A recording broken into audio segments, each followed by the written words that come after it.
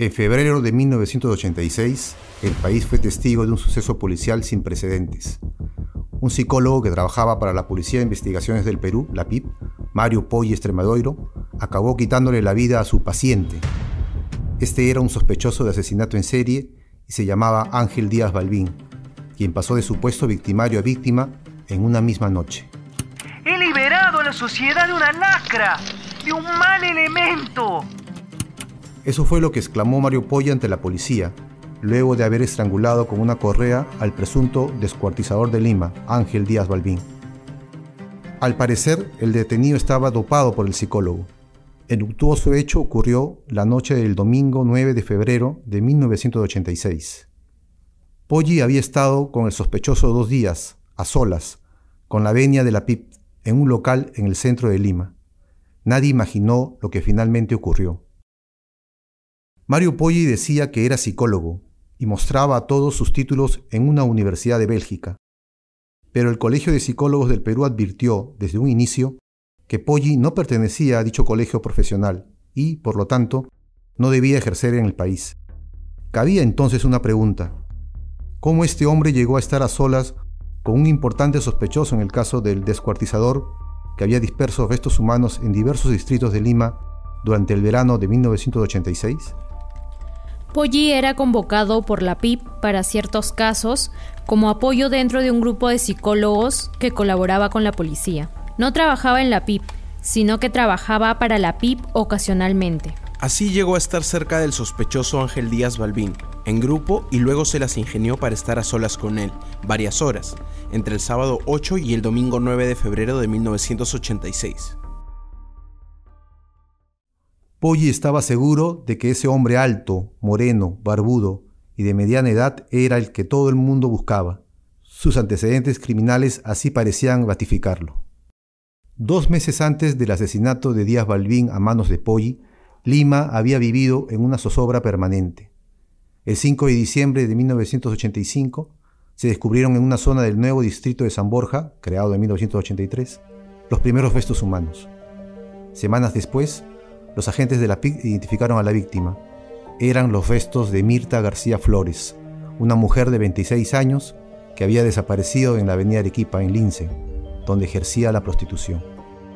Luego aparecerían otros restos humanos, hallados en acequias y basurales de Lima, hasta que el 27 de enero de 1986, un sospechoso dejó una bolsa extraña en una calle del distrito de Santiago de Surco. Era un tronco femenino al que le faltaba la pierna y el brazo derechos. Díaz Balbín, de 30 años, fue detenido en el Callao, pero vivía en una calle de Barrios Altos en el cercado de Lima. Tenía antecedentes criminales. No solo fue sospechoso de un crimen no resuelto por la policía, el de la italiana Nina Barsotti, que siempre negó y no se le pudo probar nada, sino también que fue involucrado en el homicidio de su tía paterna, Juana Díaz de Zúñiga, de 40 años, a quien apuñaló repetidas veces en el pecho, junto con 2 de sus hijos de 17 y 21 años en noviembre de 1976. Estuvo preso por ese delito solo 9 años en el penal de San Pedro, ex Lurigancho, pese a tener una sentencia de 25 años desde el 5 de diciembre de 1985. Debido a su buena conducta y ganas de regenerarse, se le dejó algunos días en libertad vigilada. Esas fechas de salida consentida coincidieron con la aparición de los restos. La policía estaba casi segura de que el Díaz Balbín era el asesino de serie tan buscado, pero no lo podía asegurar al 100%. Se vivía entonces en medio de una reforma policial que trataba de implantar métodos científicos en los interrogatorios policiales. El comandante Víctor Cueto Candela, jefe de la División de Homicidios, convencido por un subalterno, el alférez Araujo, mandó buscar a Mario Poggi. Poggi era conocido por varios agentes de la PIP, ya que había sido profesor en el Centro de Instrucción de la PIP entre 1981 y 1982. El contacto fatal entre el psicólogo y el sospechoso estaba en camino. Pero, ¿cómo ocurrieron los hechos? El sábado 1 de febrero de 1986, el alférez Araujo buscó a Mario Poggi y le ofreció el trabajo. El sospechoso está detenido, doctor. Solo debe ir el lunes a las oficinas de la avenida Wilson y comenzar nomás. El sospechoso Díaz Balbín tenía un cuarto en Barrios Altos, pero cayó en el Callao por un identikit que la PIT había elaborado por medio de los testimonios de los que vieron a un hombre lanzar un costal con restos humanos en Surco. Mario Poggi era entonces un hombre preocupado por la conducta humana y más allá de una que otra clase que daba en una universidad limeña, estaba básicamente desempleado a sus 42 años. Poggi recorría Lima sin rumbo fijo y, sin duda, ese caluroso mes de febrero la pasaba muy mal. Pero algo le había llamado la atención: la conducta del descuartizador de Lima, como lo había bautizado la prensa peruana. La policía estaba preocupada en tener un perfil psicológico muy completo del entonces sospechoso Díaz Balbín. Poggi, con el pretexto de seguir la investigación de su personalidad oculta, convenció a los miembros de la PIP para estar solo con él y contó a varios medios que le había hecho varias pruebas psicológicas, las cuales confirmaron su sospecha de que este era un psicópata y asesino irrecuperable. Los de la PIP le dejaron hacer lo que quisiera. Poggi les comentaba que habría que dejarlo libre y una vez afuera matarlo. En caso contrario se le podría cortar las manos. El psicólogo de la PIP estaba convencido de que Díaz Balbín era el psicópata asesino y que no tenía ninguna opción de sanarse. Para Poggi era el demonio en persona, pues era un insaciable. El hombre de la pipa negra, como se le conocía a Poggi, trabajó frenéticamente ese fin de semana en el local de la PIP. Todo el sábado 8 de febrero de 1986 lo hizo con dibujos que el sospechoso debía interpretar. Hasta el domingo 9 de febrero, antes de la medianoche, cuando el terapeuta perdió la razón y solo sus manos cobraron fuerza ante el cuerpo lánguido del sospechoso, a quien al parecer había dopado previamente. La noche del domingo lo que trataba era de que admitiera su delito y además confesara dónde estaban los restos de los otros cuerpos. Él, sin embargo, me contestaba fríamente: no te lo voy a decir. En la declaración que dejó a la policía, Mario Poggi añadió su explicación de cómo mató a Ángel Díaz Balbín. Es así que le coloqué mi correa en el cuello y me puse detrás de él. Vas a morir si no me dices dónde está el resto de los cuerpos, le dije. Él me contestó: yo sé que debo morir. Ante eso jalé la correa y lo maté. Poggi estaba alterado, en shock, cuando se entregó a la policía y pidió incluso la clemencia y el perdón del propio presidente Alan García. Confesó posteriormente que hubo una charla entre él y el sospechoso descuartizador, ocurrido segundos antes del propio acto homicida. Fue una conversa tensa, escalofriante y trágica. Las últimas palabras que dije fueron: así no te muevas, no te muevas. No te muevas, asesino. Asesino, asesino. Ya no matarás a nadie, asesino maldito. Esas frases las pude grabar. Efectivamente, las grabó y después las publicó el periodista Jorge Salazar en su libro Poggi, la verdad del caso, de 1987. Luego hubo muchas hipótesis. En una de ellas, algunos periodistas afirmaron que Poggi había recibido ayuda policial para su crimen, cosa que luego se comprobaría.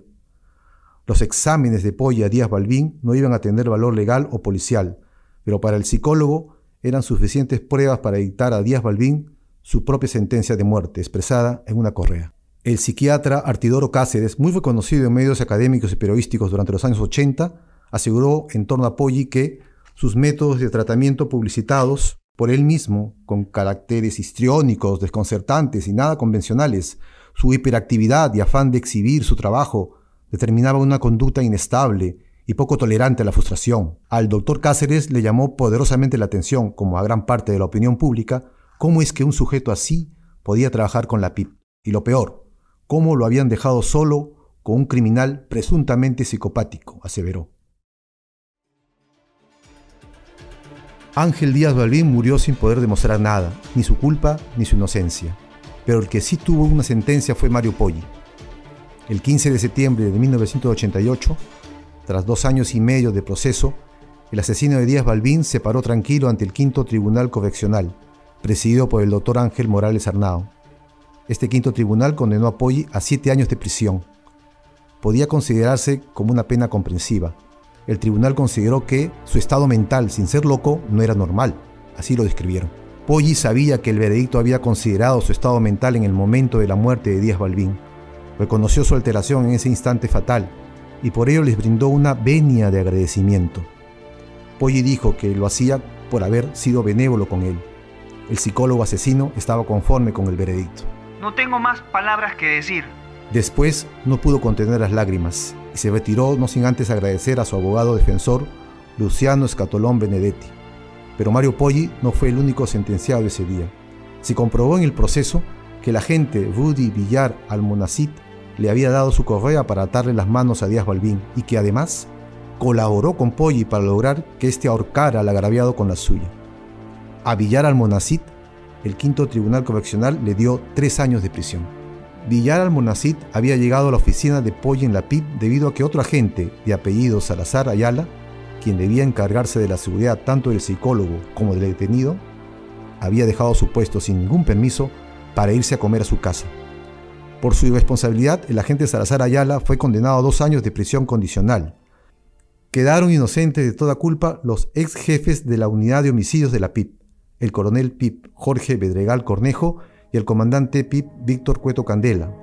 La fiscalía apeló el fallo que el tribunal dio para Poggi, que era de 7 años, y lo llevó a instancias mayores.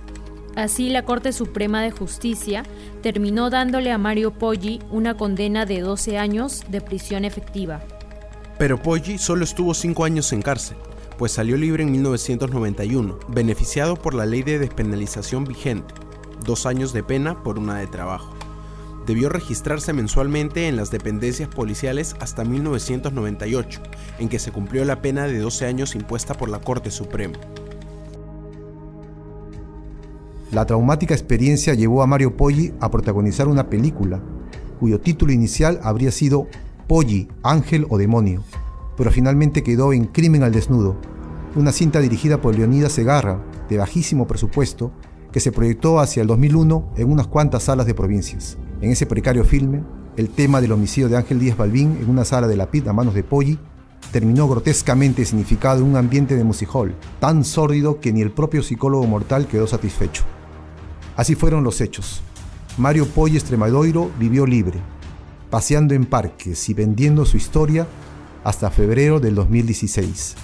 Otra vez febrero. A pocos días de cumplir 73 años, en que falleció pacíficamente. Si este episodio te cautivó, no puedes perderte la próxima entrega de La Última Pista. Aún hay más relatos de misterios y crímenes sin resolver que aguardan nuestras páginas. Esto fue El Comercio Podcast.